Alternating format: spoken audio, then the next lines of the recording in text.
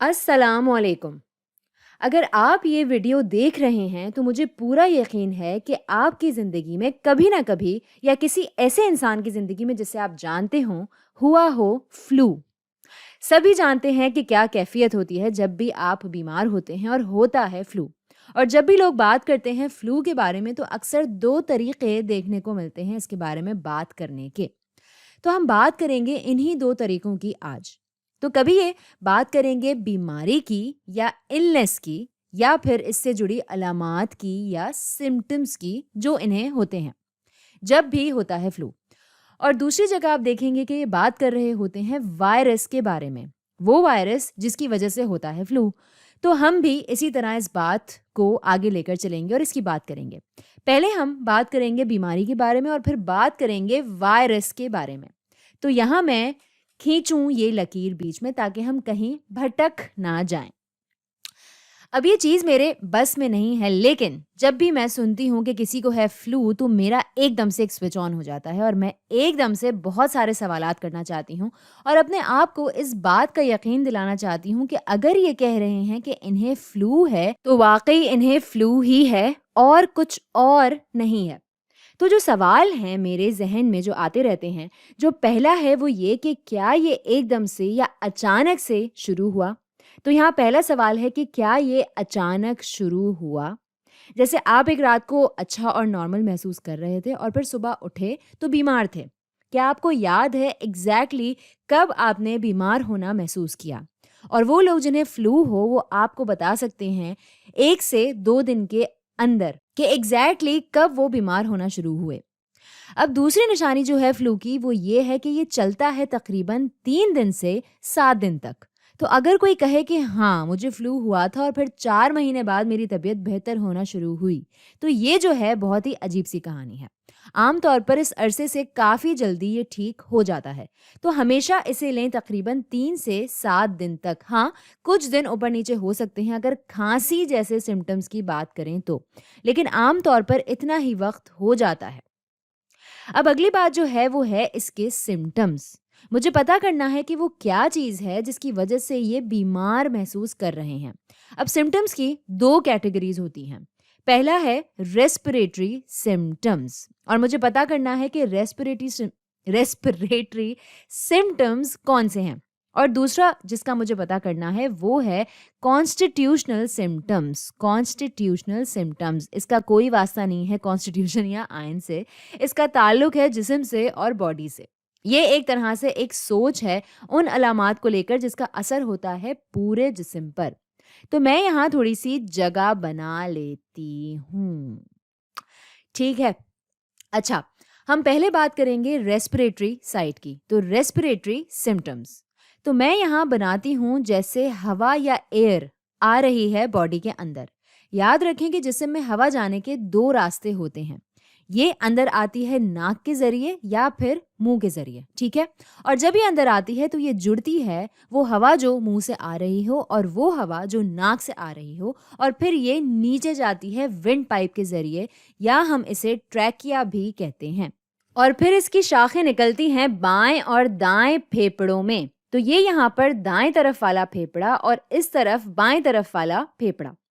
یاد رہے کہ بائیں طرف والا دل کے بالکل برابر میں ہوگا تو ہمیں دل کے لیے تھوڑی سی جگہ رکھنی پڑے گی۔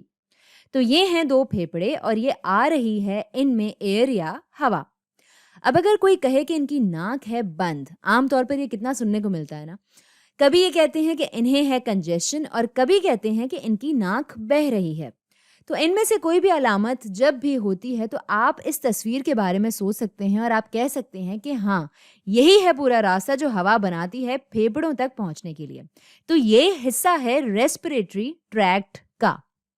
اب ایک اور علامت جو ہے وہ ہو سکتی ہے سور تھروٹ، یعنی گلے کی خرابی، اور آپ دیکھ سکتے ہیں کہ ہوا جو ہے وہ گزرے گی تھروٹ سے ہوتے ہوئے ہی پھیپڑوں میں جاتے ہوئے، اور ایسے میں سب سے زیادہ دیکھے جانے والی جو علامت ہے وہ ہے کھانسی۔ اور جب بھی لوگ کھانسی کی بات کرتے ہیں تو ہمیشہ کھانسی کے ساتھ لگتا ہے کہ پھیپڑے بھی ہوں گے ملوث۔ تو یہ جو علامات ہیں ناک کا بند ہونا، گلے کا درد کرنا، کھانسی۔ آپ سوچ سکتے ہیں اس تصویر کے بارے میں اور پھر آپ تصور کر سکتے ہیں کہ کیسے ہوا جا رہی ہوتی ہے ان ساری جگہوں سے اور کسی نہ کسی طرح یہ حصے جو ہیں یہ ہوتے ہیں ملوث۔ اب ظاہر ہے کہ وائرس بھی آ رہا ہے اندر، ہم اسے سانس کے ذریعے اپنے اندر لیتے ہیں اور جیسے جیسے ان مختلف جگہوں سے گزرتا ہے یہاں کے سیلز کو کرتا چلا جاتا ہے ڈیمیج یا انہیں پہنچاتا ہے نقصان، اور اسی وجہ سے ہماری ناک بند ہوتی ہے، گلا درد کرتا ہے اور ہوتی ہے کھانسی۔ یہ ہوتا ہے زخمی سیلز جن پر اثر ہوتا ہے وائرس کا۔ اب چلتے ہیں دوسری طرف، کانسٹیٹیوشنل سمپٹمز۔ یہ وہ علامات ہیں کہ جن کے بارے میں میں چاہوں گی کہ آپ سوچیں کہ یہ اثر کرتے ہیں پورے جسم پر۔ تو یہ ہے پورا جسم یہاں۔ سوچیں جیسے یہ ہیں ہاتھ اور بازو اور یہ ہیں ٹانگیں۔ یہ علامات ہیں جیسے بخار۔ اب اگر کوئی کہے کہ انہیں ہے بخار، ایسے میں جسم کے کسی ایک حصے کی نشاندہی کرنا بہت مشکل ہو جائے گا جس پر ہوا ہو اثر، ٹھیک ہے؟ آپ کہیں گے کہ مجھے بخار سا لگ رہا ہے اور تھکان سی ہو رہی ہے پورے جسم میں، اور اگر آپ کو ہے بخار تو جو چہرہ ہے وہ بھی بیچارہ ایسا افسردہ سا ہی لگے گا۔ تو اگر آپ کی علامات میں آ رہا ہے بخار اور بخار کے ساتھ ساتھ کبھی کبھی ٹھنڈ بھی لگتی ہے اور کپ کپی بھی طاری ہوتی ہے، اگر آپ کو ہے بخار اور کپ کپی تو یہ ہے کانسٹیٹیوشنل سمپٹم، ٹھیک ہے؟ اگلی علامت جو ہے وہ ہوگی جسم کا درد۔ اگر آپ اپنے بستر پر لیٹے ہوئے ہیں کیونکہ آپ کا پورا جسم بہت زیادہ درد کر رہا ہے اور آپ بتا نہیں پائیں کہ کوئی خاص یا مخصوص حصہ دکھ رہا ہے جسم کا، آپ کہیں کہ نہیں پورا جسم ہی درد کر رہا ہے، تو یہ بھی ہوگا کانسٹیٹیوشنل سمپٹم۔ اگلا جو آتا ہے ذہن میں وہ ہے فٹیگ۔ اس میں بھی آپ کا پورا جسم ہی اثر انداز ہوتا ہے۔ تو پھر سے اگر کوئی کہتا ہے کہ اسے ہے فلو تو انہیں ان میں سے کوئی ایک ریسپیریٹری سسٹم ہونا چاہیے ہے اور ان میں سے ایک کانسٹیٹیوشنل سمپٹم بھی۔ تو ان کے بارے میں سوچتے ہیں ایسے دو کیٹیگریز میں یا دو گروہ میں، اور چاہیے ہوتا ہے کوئی بھی ایک دونوں کیٹیگریز میں سے اگر ہے فلو۔ تو جاتے ہیں تھوڑا اوپر یاد کرنے کے لیے۔ اسے ہونا چاہیے اچانک، اسے ہونا چاہیے 3 سے 7 دن تک، اور اس میں ہونا چاہیے کوئی ایک ریسپیریٹری سمپٹم اور کم از کم ایک کانسٹیٹیوشنل سمپٹم بھی۔ اب یہ اچھی چیز ہے اگر ہم خیال رکھ رہے ہیں مریض کا یا اگر ہم کسی کلینک کے بارے میں سوچتے ہیں جیسے کوئی ہسپتال یا ایمرجنسی روم، لیکن اگر آپ کر رہے ہیں ریسرچ یا تحقیق تو تب کیا؟ پتہ یہ چلتا ہے کہ سینٹرز فار ڈیزیز کنٹرول جو ہیں یہ بہت تحقیق کرتے ہیں انفلوئنزا اور فلو وائرس پر۔ ان کے پاس ایک ڈیفینیشن ہے یا ایک تعریف ہے جس کے بارے میں آپ کو بتانا چاہتی ہوں۔ ان کی تعریف یہ ہے کہ مریض کا گلا یا تھروٹ ہونا چاہیے خراب یا پھر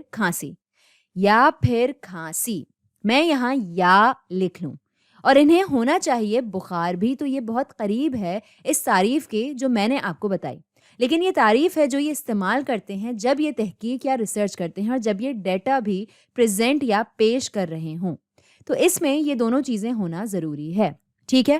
خراب گلا، کھانسی اور بخار۔ تو یہ ہے تعریف انفلوئنزا جیسی بیماری کے لیے۔ انفلوئنزا جیسی بیماری یعنی انفلوئنزا لائک النس، اور انگریزی میں اسے لکھتے ہیں ILI کر کے، انفلوئنزا لائک النس۔ تو یہ ہے تعریف اس کی سینٹرز فار ڈیزیز کنٹرول کی۔ تو اب جب بھی آپ ILI کا لفظ سنیں گے تو آپ کو پتا ہوگا کہ کیا بات ہو رہی ہے اور اسے کیسے سمجھنا ہے۔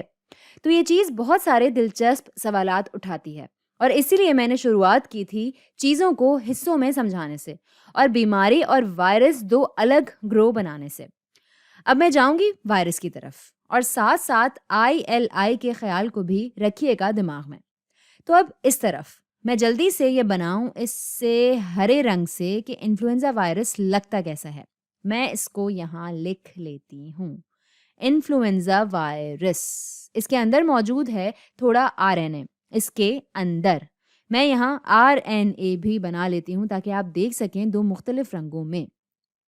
تو یہ آیا یہاں پرپل رنگ میں، اور ایک اہم چیز اس RNA کے بارے میں یہ ہے کہ یہ ٹوٹے ہوئے ہوتے ہیں چھوٹے چھوٹے ٹکڑوں میں یا چنکس میں، جس طرح میں اسے یہاں بنا رہی ہوں۔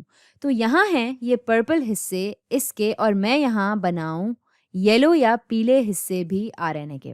اور جیسا کہ ہمیں پتا ہے کہ یہ RNA جو ہے یہ جینیٹک مٹیریل ہوتا ہے، تو یہ کوڈ کرے گا کچھ پروٹینز کے لیے. تو آپ کے پاس ہوں گے کچھ پروٹینز.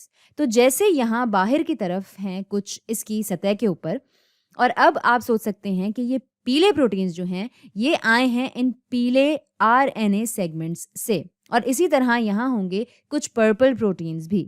تو یہاں میں بناؤں کچھ پرپل پروٹینز بھی. تو اب پرپل والا جو ہے اسے ہم کہیں گے H، اور جو پیلے والے ہیں انہیں ہم کہیں گے N. تو یہاں جو آپ دیکھ رہے ہیں وہ ہیں انفلوئنزا وائرس کے کچھ بہت اہم حصے، اور میں چاہتی ہوں کہ آپ ان حقائق سے آشنا ہو جائیں کہ اس کے پاس ہیں RNA اندر کی طرف جو ٹوٹے ہوئے ہیں چنکس یا ٹکڑوں میں، اور اس کی سطح پر موجود ہیں کچھ پروٹینز باہر کی طرف، اور جو ان میں سے اہم ہیں یہ پیلے اور پرپل، ہم انہیں کہتے ہیں H اور N، اور ان کے بارے میں ہم اگلی ویڈیوز میں مزید گہرائی میں بات کریں گے. تو یہ ہے انفلوئنزا وائرس. اور اب جو سوال ہے کہ اگر آپ کے گرد کوئی ہے، جیسے کہہ لیں کہ کوئی رشتہ دار یا دوست جو کہے کہ اسے اچانک اور بہت ہی ایبرپٹلی بیماری ہوئی، اور یہ تھی 6 دن کو، اور انہیں ہوا بخار بھی اور کھانسی بھی، اور یہ سننے میں ویسا ہی لگتا ہے جیسا میں نے کہا، اور یہ CDC کی ڈیفینیشن یا ان کی تعریف پر بھی پورا اترتا ہے ILI کے لیے. تو اگر میں نے ان کا ٹیسٹ کیا ہوتا، سوچیں کہ جیسے میں نے نیزل سواب سے ان کی ناک دیکھی ہو اور سواب سے ٹیسٹ کیا ہو، تو آپ سوچیں گے کہ مجھے اس میں ملے گا انفلوئنزا. اور اکثر اوقات میں ایسا کروں تو واقعی ایسا ہی ہے، مجھے ملے گا انفلوئنزا وائرس، لیکن اکثر، ہمیشہ نہیں. اور یہ ایک بہت اہم خیال ہے کہ دنیا میں موجود ہے وائرس کی نقلیں، آپ یقین کریں یا نہ کریں، یعنی کاپی کیٹ وائرسز. میں یہاں 2 لکھتی ہوں، جبکہ ہوتے اس سے زیادہ ہیں، اور میں کوئی بہت ہی بہترین ڈرائنگ نہیں بنانے والی یہاں، یہ بس سمجھنے کے لیے ہے تاکہ آپ کو ایک اندازہ ہو جائے کہ یہ کیسے ہوتے ہیں. تو یہ والا جو ہے اسے کہتے ہیں رائنو وائرس، اور شاید آپ کو پتا ہوگا کہ رائنو سے مراد ہے ناک یا نوز، اور رائنو وائرس کو بہت پسند ہے ناک پر حملہ کرنا اور اسے انفیکٹ کرنا. اب ایک اور کاپی کیٹ وائرس ہے، وہ یہ ہے، میں اسے ایسے بناؤں کہ شاید تھوڑا سا مختلف لگے. یہ جو ہیں محترم، اسے کہتے ہیں RSV. R سے آتا ہے ریسپریٹری، اور یہیں پتہ لگتا ہے کہ بات ہو رہی ہے پھیپھڑوں کی. اور ساتھ سنسیشل وائرس، تو یہ ہے RSV، اور اس کے بارے میں گہرائی میں بعد میں بات کروں گی. اب جو خیال ہے وہ یہ ہے کہ یہ کاپی کیٹ وائرسز، یہ ہے دلچسپ، یہ ہمیں بناتے ہیں بے وقوف، اور ہمیں یہ سوچنے پر مجبور کرتے ہیں کہ ہمیں شاید ہوا ہے انفلوئنزا، کیونکہ کچھ علامات جو آپ کو دیکھنے کو ملتی ہیں جب بھی ہوتا ہے رائنو وائرس یا RSV، یہ بہت زیادہ ملتے جلتے ہیں انفلوئنزا کی علامات سے. تو ہمیں کسی نہ کسی طرح کوئی راستہ نکالنا ہوتا ہے کہ ہم ان سب میں فرق کر سکیں، اور اسی لیے آپ نے ایک لفظ سنا ہوگا کولڈ. میں یہاں دکھانے کی آپ کو کوشش کرتی ہوں، کولڈ اور فلو ساتھ ساتھ، اور کس طرح کرنا ہے دونوں میں فرق. تو جب بھی آپ کو ہوتا ہے فلو، ہم کہتے ہیں عام طور پر آپ کو ہوں گے ریسپریٹری سمٹمز، ٹھیک، اور ہوں گے کانسٹیٹیوشنل سمٹمز بھی، ٹھیک ہے. یہ دونوں کو کر دیا ہم نے چیک. لیکن اگر آپ کو ہے کولڈ، عام یا کامن کولڈ جسے ہم کہتے ہیں، تو ایسے میں آپ کو صرف ریسپریٹری سمٹمز ہوں گے. آپ کو نہیں ہوگا بخار یا کپکپانا وغیرہ، یا فٹیگ بھی، یا تھکان. آپ کو عام طور پر یہ سب نہیں ہوتا کولڈ سے. تو یہ ایک آسان طریقہ ہے دونوں میں فرق کرنے کا، کولڈ میں اور فلو میں. اور یہ کچھ سوالات ہیں جو میں ہمیشہ کرتی ہوں، اور ڈاکٹرز بھی ایسے ہی اسے سمجھتے ہیں کہ کیا آپ کو تھکان یا جسم میں درد ہے، اور اگر ان سارے سوالوں کا جواب نہ میں آتا ہے تو یہ کہتے ہیں کہ اچھا، مطلب اس مریض کو پھر ہے صرف اور صرف کولڈ. لیکن یہ چیز بہت ایگزیکٹ نہیں ہوتی، اور یہ بالکل پرفیکٹ بھی نہیں ہوتی. کبھی کبھی لوگ آپ کو غلط معلومات بھی دے دیتے ہیں. انہیں ہوگا کوئی ایک کاپی کیٹ وائرس یا رائنو وائرس RSV، یا شاید ایڈینو وائرس یا کوئی اور، لیکن اصل میں انہیں ہوگا ILI. ان کا گلا بھی درد کر رہا ہوگا، انہیں بخار بھی ہوگا، اور جسم میں تکلیف بھی. تو یہ سب کچھ پتہ ہونا بہت ضروری ہے کہ اگر کسی کو کلینکلی فلو جیسی بیماری ہے تو انہیں انفلوئنزا ہی ہے، ایسا ضروری نہیں. تو آج کے لیے اتنا ہی۔